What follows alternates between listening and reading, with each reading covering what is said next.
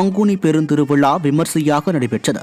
திருவிழாவின் முக்கிய நிகழ்வான முத்துப்பல்லக்கு உலாவில் முதலில் நாடியம்மன், மீனாட்சியம்மன் அலங்காரத்தில் வீதி உலா வந்தனர்.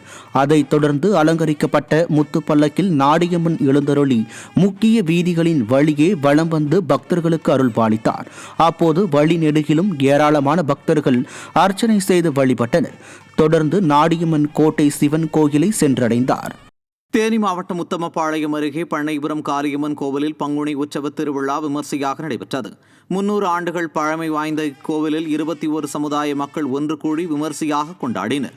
300க்கும் மேற்பட்ட பெண்கள் முளைப்பாரி எடுத்து முக்கிய வீதிகளில் ஊர்வலமாக சென்று நேர்த்திக்கடன் செலுத்தினர்.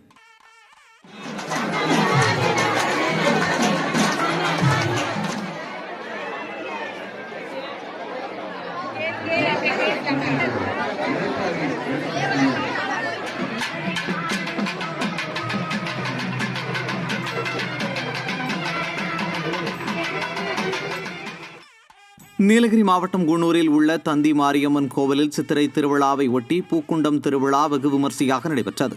குன்னூர் தந்தி மாரியம்மன் கோவிலில் இருந்து சுப்பிரமணியன் கோவிலுக்கு அம்மன் ஊர்வலமாக கொண்டு செல்லப்பட்டது. அங்கு அம்மனுக்கு சிறப்பு பூஜைகள் நடைபெற்று பலரும் பூக்குண்டம் இறங்கி நேர்த்திக்கடனை செலுத்தினர். இந்நிகழ்வில் ஏராளமான பக்தர்கள் கலந்து கொண்டு வழிபட்டனர்.